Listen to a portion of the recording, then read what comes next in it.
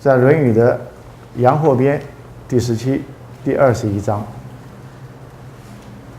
这一章的重要性啊，我们念完就知道。我们先说宰我这个学生，宰我这个学生在《论语》出现5次，只有列名这一次呢，只是客观的列名啊，言语课宰我子贡。另外4次每一次出来都受孔子教训，最有名的一次、最严重的一次。就是宰予奏请，子曰：“朽木不可雕也，粪土之强不可污也。使无于人也，听其言而信其行；今无于人也，听其言而观其行。于改氏。”宰我又称宰予嘛。那宰予呢，这个人太聪明了，白天睡觉，所以孔子对他不太满意。什么叫朽木不可雕也？我要雕刻从外面来，你里面的质地不够好，代表什么？你不够坚定。你本身啊，这个是上进的心不够强，那就不要谈。在我这个学生的脑袋是第一流的，他的逻辑非常好。他在这一章问什么？3年之丧的问题。我简单说一下3年之丧。3年之丧号称3年，在《礼记》里面，在《荀子》里面都明白的说，3年之丧25月而毕。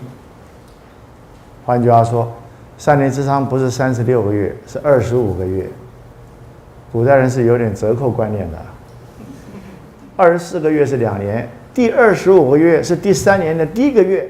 你守完之后就说我守3年之丧了，就是我的手上到了第3年了，就结束了。但是一般还是称为3年之丧，大家习惯就好了。宰我认为太长，他认为什么？1年就够了。鸡就是说，从这一天到下一年的这一天又碰到了，叫做鸡。他说何必守3年之丧太长了嘛？他的理由很有逻辑性啊。他提出2个理由。他说守丧期间呢，不能行礼作乐，所以你3年不为礼，礼必坏；3年不为乐，乐必崩。那请问宰我做过调查吗？当然没有，他只是想当然耳。3年不行礼，有很多细节啊，都忘记了嘛。孔子是礼仪专家啊，你不要忘记。然后呢，3年不为乐，3年不许演奏，乐必崩啊！你根本乐曲也忘了，手指也僵硬了。一个人拉小提琴的，跟他说，守丧期间不准拉，25个月不拉，再拉的时候不成调了。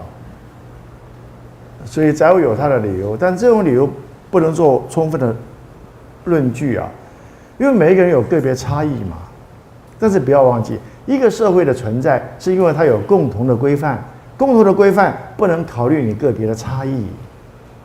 譬如这个社会规定3年之丧，真正孝顺的人啊，30年都不够啊。所以一个社会要维持稳定啊，它需要有一个客观的伦理规范。所以3年之丧是什么？伦理规范。一个社会每一个人都要这样去照着做，不做就会被人家批评说不孝顺，做了别人至少不能批评啊，说你不孝顺，只能说他认真守丧啦，你只能说他孝顺。孔子没有跟他去争论。你做过调查吗？做过研究吗？没有。但是宰我聪明何在呢？礼乐代表人文的世界，3年太长。他再举第2个论证，说明他为什么赞成1年。他说旧的米吃完了，新的米又长出来1年嘛。他们在鲁国，在山东啊，1年收成1次啊。他来台湾的话，1年收成3次，不知道该怎么算了。代表这是相对的东西嘛。然后呢，钻税改火。古代人他没有瓦斯炉啊，他需要钻木头，1年的木头5种不同的木头。为什么5种？夏天太长，占了2种。中国古人讲5行啊，就从这种地方相关的。5行有5个，怎么配4季呢？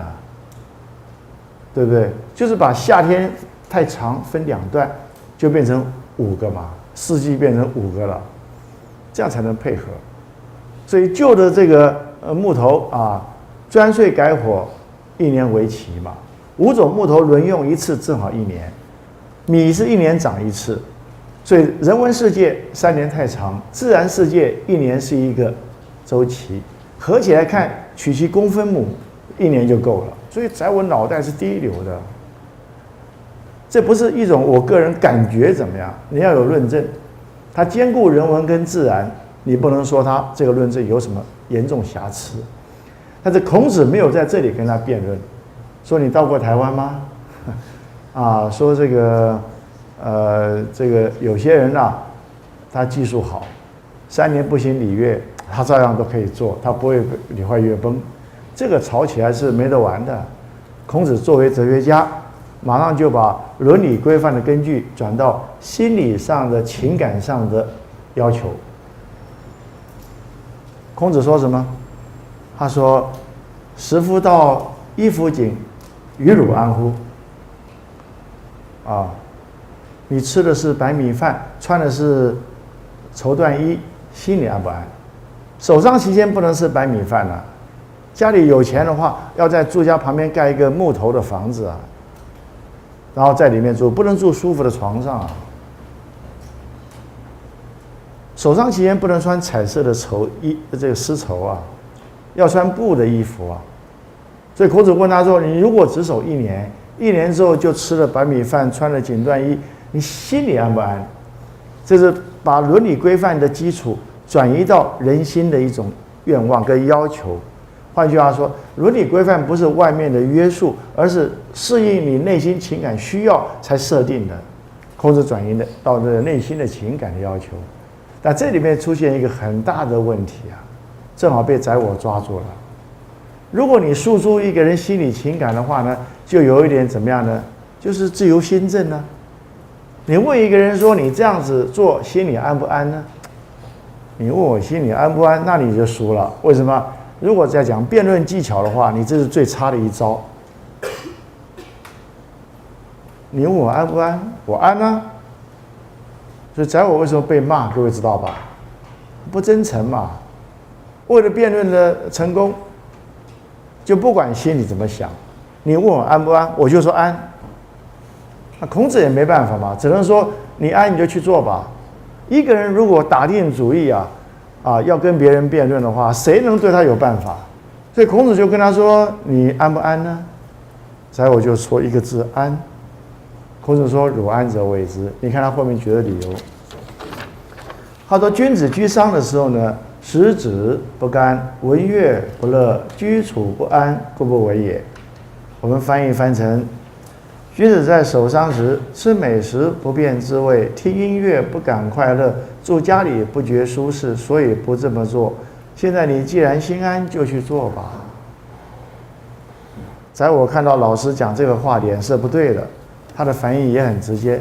在我立刻逃出教室。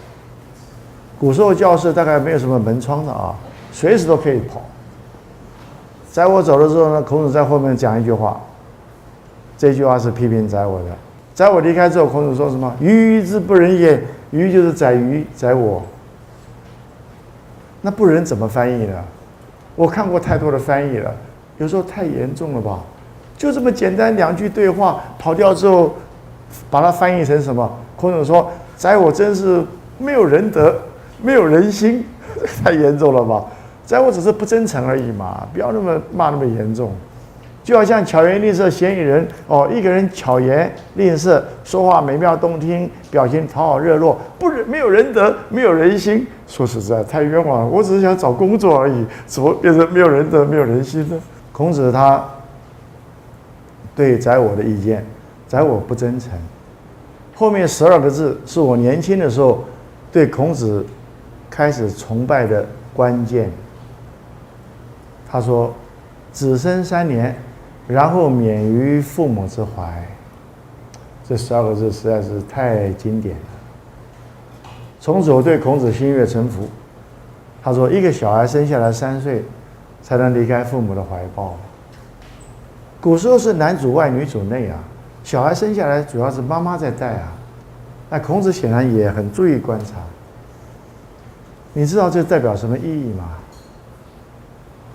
我年轻的时候看很多西方的东西，在美国念书啊，经常看他们的心理学方面的研究。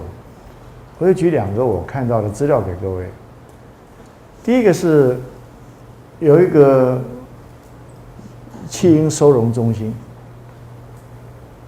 收容50个弃婴。那么这些弃婴啊，有人照顾，有吃有喝，但个个都差不多，目光呆滞，面无表情，了无生趣。只有一个例外，嘻嘻哈哈的见人就笑。医生护士啊，都是受过医学训练的，有科学背景啊，就开始研究。大家都是弃婴，这个小孩子怎么这么开心呢？他们装上闭路电视观察，1个星期之后，答案揭晓。原来每天下班的时候，有一个老太太收垃圾的，经过这小男孩旁边就陪他玩半小时，每天半小时有一个人关心他，他就是能量发展各方面都正常。所有其他的孩子连每天半小时都没有人关怀。